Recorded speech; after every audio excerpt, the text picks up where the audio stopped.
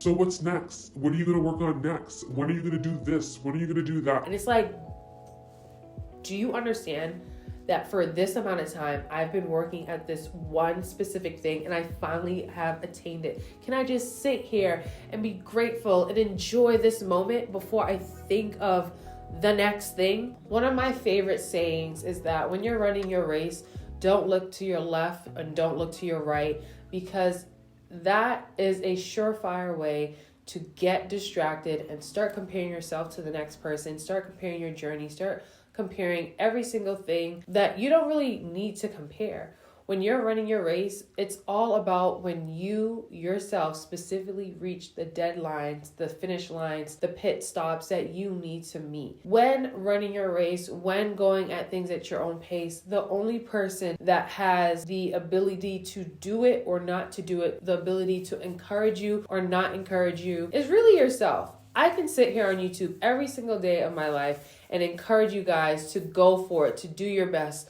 to show up for yourself. But in all reality, it's really up to you whether or not you want to get what you want, go after what God has for you, or just settle down with where you're at right now. It's really up to you. With everyone that you might have listened to within the last few days, few months, few weeks, years, etc., we can say and we could tell you how to do what to do, how to be, but it's really up to you to make the decision that you are going to go at your specific pace for your specific race. Who's rushing you? Let's remove every single person from the sidelines that are rushing you to, whether it's finish school, get a partner, get married, pop out some children, have a great stable career, make X amount of figures. Who is it that's really putting the press on you? And how can you actually start to muzzle their mouth and set up boundaries so they're no longer impacting your mental health? Because guess what? Where you are right now, somebody is praying to be there right now, right at this current moment. And because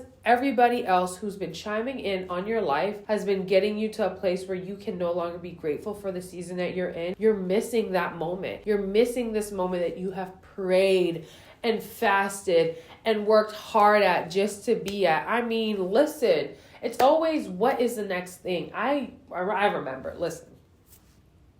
I remember whenever I would make an achievement, a personal achievement, something that I was sharing with the public, there would always be somebody, just somebody, with the question of, so what's next? What are you going to work on next? When are you going to do this? When are you going to do that? And it's like, do you understand that for this amount of time, I've been working at this one specific thing and I finally have attained it? Can I just sit here and be grateful and enjoy this moment before I think of the next thing? Why do we always have to rush off to the next thing? I don't know why, but it's very common, I guess, in a lot of people's lives, because I'm not the only person that feels this way. I've talked to a number of different people who feel this way. And when I say reflect and really be still and pause and write down the things that you're grateful for, I'm not saying it to sound like the next person. I'm saying it because it's really true.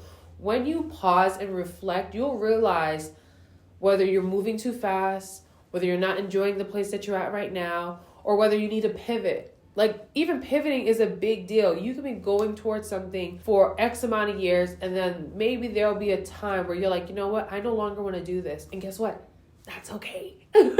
That's okay. You might change your career like 5 different times in your life. Like, it's okay to try something. It's okay to do something, and then later on decide that you no longer want to do it, or you want to go into a different direction. I feel like that's not talked about enough. I know my godmother has said it to me before. One of my counselors have said it to me before, but literally it's okay to do something and decide not to do it anymore. But it's also okay to do something not like it, but continue to pursue it, because sometimes we get bored with where we're supposed to be operating. I know it happened to me before. I've gotten bored in plenty of things, and it would cause me to start something new and not finish what I started, which is a very toxic negative trait. I'm just saying, we want to be finishers. We want to do something to its completion. I know what I'm saying, because looking back, when I reflect and notice all the things that I would start and then not finish, it's like, yo, the only person that could have finished it is you. You couldn't have depended on somebody else to finish this specific thing. And so I say all that to say, make some time to reflect.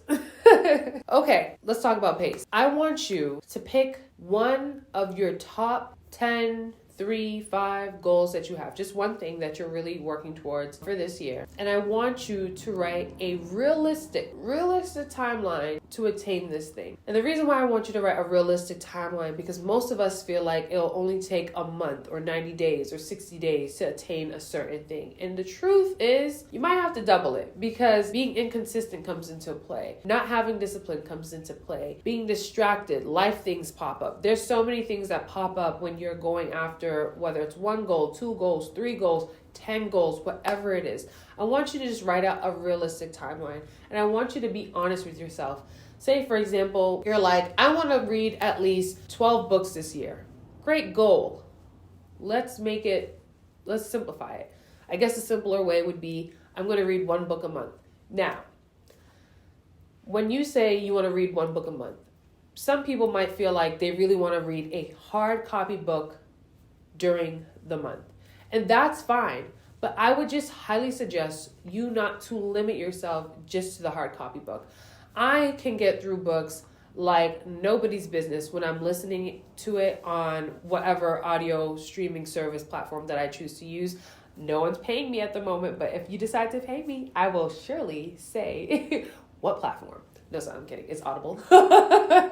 It's Audible. I listen to my books off of Audible and I love it. If they give me a link, I will put it in the description. If they don't, and I have like one of those links that's like, hey, I've been listening to this, whatever, I'll attach it, whatever the case is. Nonetheless, listening to a book may be a easier way for you to attain your 12 book goal for the year. I'm just saying, allow yourself to have options.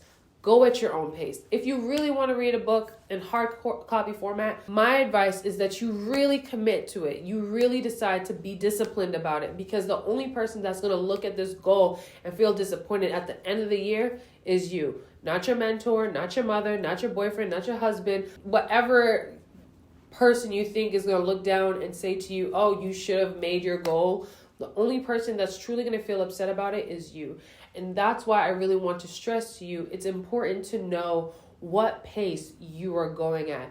It's nothing wrong. There is absolutely nothing wrong with going at a slower pace. It's absolutely all right. I want you to know it's all right to go at a slower pace. And thank God you have the ability to slow down, because sometimes when you're going too fast, you start to drop the ball in different areas of your life, and then you start to produce subpar. I feel like that's the word I want to use. I'll put the definition on the screen.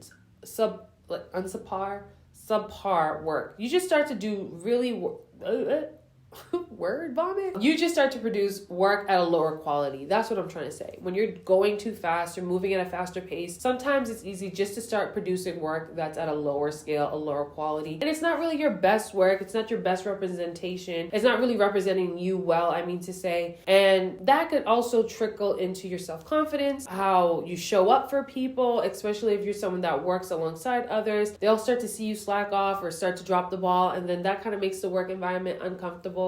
And all of those things. All in all, whatever it is that you seek to do this year, as your internet bestie, your sister here on YouTube, Instagram, TikTok, Facebook, wherever you're watching this video, as your internet hype woman, I want you to know that going at your own pace is the best way to go about anything. And so with that being said, I love you. I'll see you in the next one. We'll be talking about knowing the season that you're in. I love you. I love you. I love you. Don't forget to like, comment, subscribe. You are beautifully and wonderfully made. Don't you ever let anyone dim your light. I love you. I love you. I love you. Till the next one. Peace. And if you haven't, check out one of these videos linked at the side, or even the playlist. I don't know. Whatever fancies you. Okay? Love you. Peace.